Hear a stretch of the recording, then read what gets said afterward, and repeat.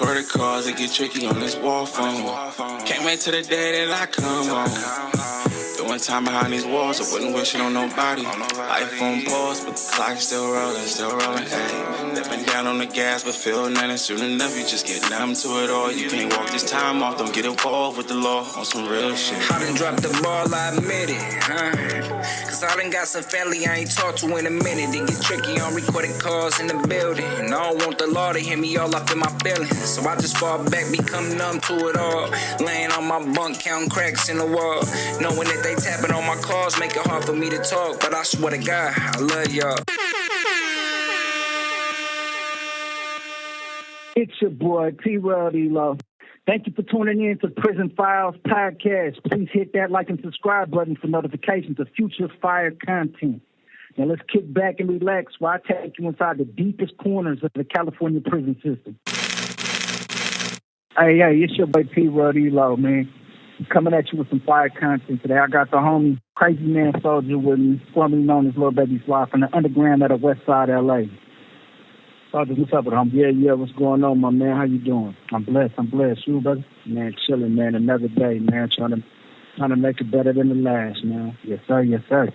Oh, look, man, for my viewers that might not be familiar with you, or your music, your story, you got an inspirational story, brother. You've been through a lot. And, man, go ahead and give them a little introduction, man, and let my viewers, get an understanding of, where you come from, who you once were, who you are today, from start to finish, man. Go ahead.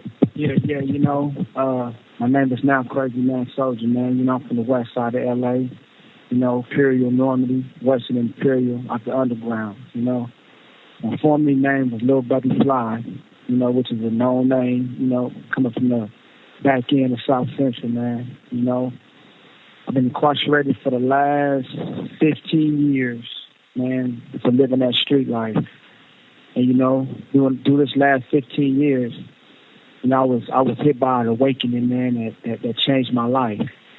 I'm not going to go into great details about it, but, I just want to say, when you're loyalty and dedicated to the street life, and you're loyalty and dedicated to a gang life, you got to be able to separate the two. Because it's not always going to be cooked up what it seems to be, And the more work you put in, the more problems you're going to have, the more envy you're going to have, the more jealousy you're going to have, the more hate you're going to have. Because it's going to always be somebody there that's going to want to take your spot. So I had to ask myself over these last 15 years, since I know this, what do I need to do to better my life and better my surroundings and better my family and give them this understanding that wasn't given to me.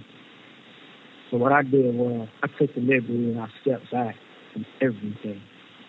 I created my own new identity as a new person on a mission to see my people in a better position in life. And that's leading by example. And not caring, and not really caring. You don't care about my decision.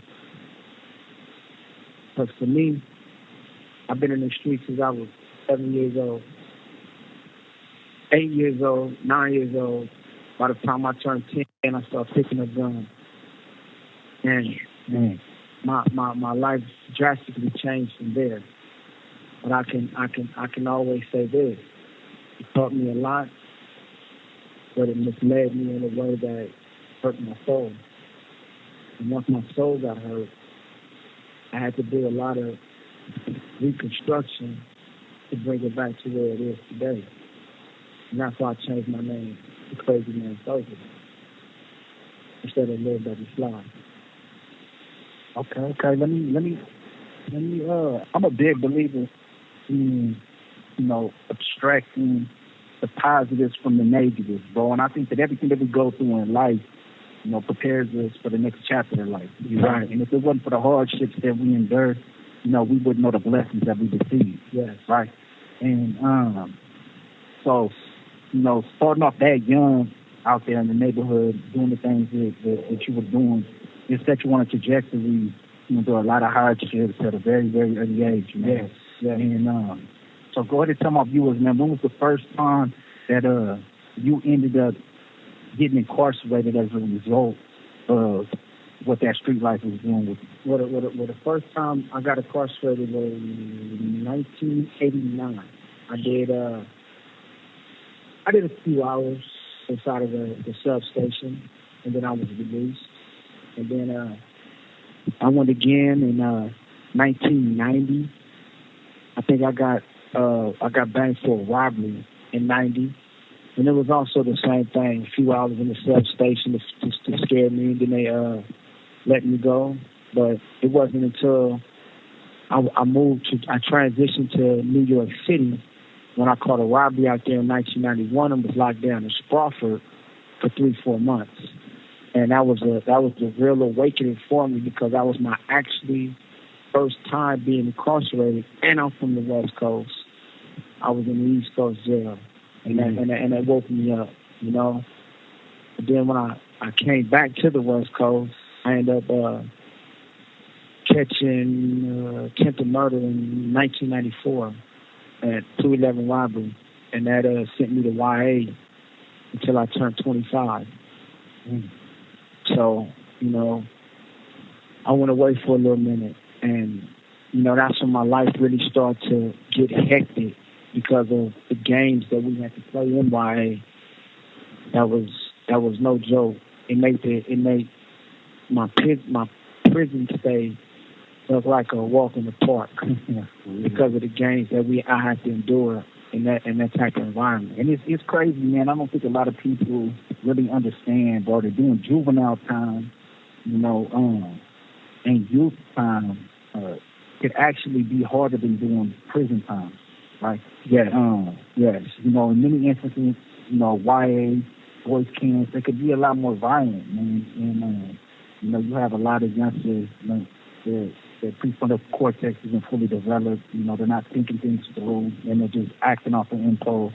And yeah, it's bad. So those of us that been to juvenile halls, that's been in the boys' ranches, in the youth camps, you know, it put us through a sense of adversity and struggles that a lot of people that didn't have to endure that hasn't went through. So by the time that we get to county jails and we get to prison, our mindsets are already, you know, 0 to 60. Yes. Yes. Because then we have to learn how to backtrack, you know, that mindset that we've already adapted to survive in that environment, to conform to the adult setting where there's rules and regulations, codes of conduct, and upholding yourself, you know, to a certain standard and being respectful, and, you know, so those of us that's been through the juvenile and the youth systems, man, that come in, you know, at a young age to the adult systems, we actually have to work, you know, extra hard to adapt to the prison environment. And, you know, a lot of times that's not easy, man. Yes, because by the time I got to prison, which was in 2000, it was a cakewalk for me because of... This call and your telephone number will be monitored and recorded.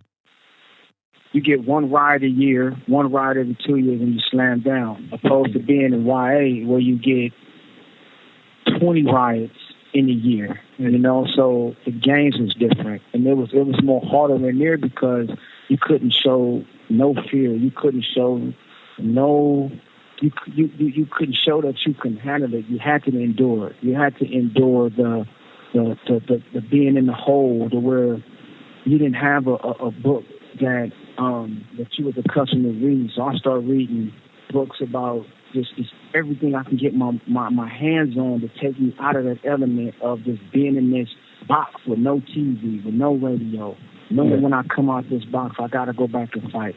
Not knowing if I'm going to get cut, not knowing if I'm going to get hit in the head with some rocks on the side, because, you know, we did something. And, you know, I endured that warfare for years, and it broke me down to the point to where it showed me the true meaning of life, because the people that I was growing up with and I thought was my enemies turned out to be some of my best friends. Because we needed each other under these circumstances where we in these riots, and it's 4 blacks against 27 Southern Hispanics, and we had to fight. You know, it wasn't, hey, we got to learn and do this. No. We had to fight. So we took the ups and downs that came with that.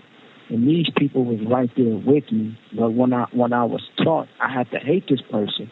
But I'm hating this person for all the wrong reasons. So by the time I got to the prison system and I had seen these dudes that I was fortunate that I did time with, we became like close friends because we had been through the rough. Yeah. So this new life, it wasn't nothing to it. This call and your telephone number will be monitored and recorded. Straight up, man, and that's real, man, and that's deep, and I don't think a lot of people really understand that, man, and that way of thinking, man, and it's hard to properly explain the paint a vivid picture where people could really understand, you know, being in a situation of that caliber. You know what I mean? Just mere words doesn't suffice to extent of, you know, emotional damage, mental damage that situations of that caliber does. Let me ask you this, man, because we're pressed for time. We're only 60 minute calls, man. What was your aha moment, bro? Like, so how old were you when you came in on this turn? And what was your aha moment when you were like, you know what, I'm focusing on my family right now, and you know, I'm gonna start focusing on businesses because we will get to that, but you're a businessman. You know, you got music out there. You've been doing your music from in here, such as myself. You know, and go ahead, man. When did you come in? And well, when I caught this case this time, I was 32 years old. It's a lot to elaborate on the circumstances that had it. That was my time to say, hey, look, I need to change. I need to change me. Because I gave, since I was 7 years old, to this gang life. I'm talking about fights, losing my eye, getting jumped, getting packed out. And at the end of the day, I always knew I wasn't going to get no pension for this shit. You know, people that I thought was my folks, hey, I need some help. They want to throw me $20. But I just sacrificed my life to go to death row for you. So this is the thanks I get. So these is all awakening signs to say, hey, man, you need to start looking at yourself. You need to start enjoying life for yourself. So I told myself when I caught this case, I said, you know what? I'm done with it.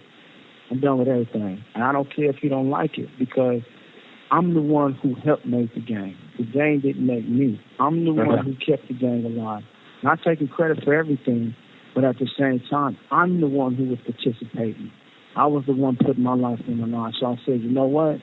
It's time for me to work for me. And I stepped back. I said, you know what? I'm going to really start educating myself.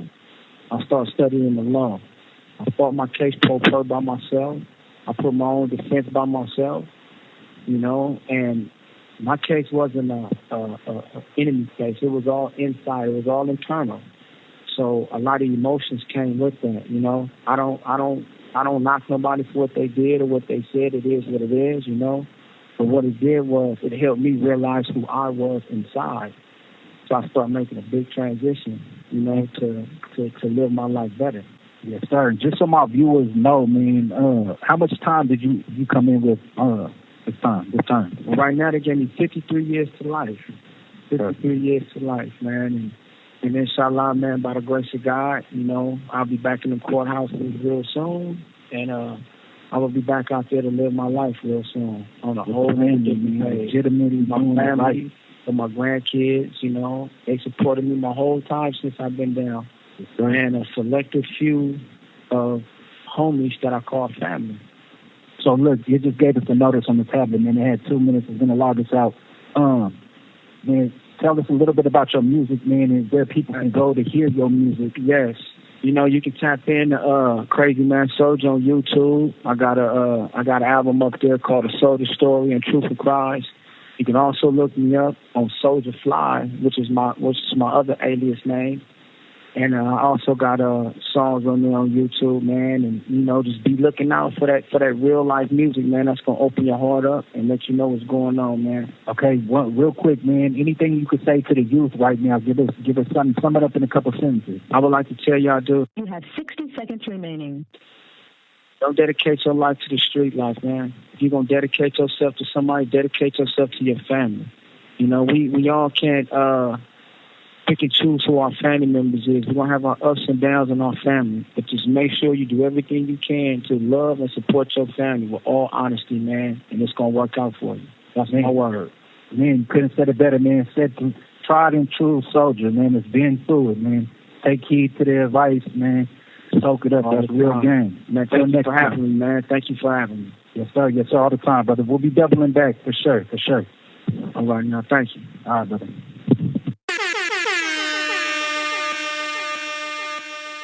I hope you enjoyed this episode of the Prison Files podcast. If you haven't already, please hit that like and subscribe button and stay tuned. More fire content is on the way.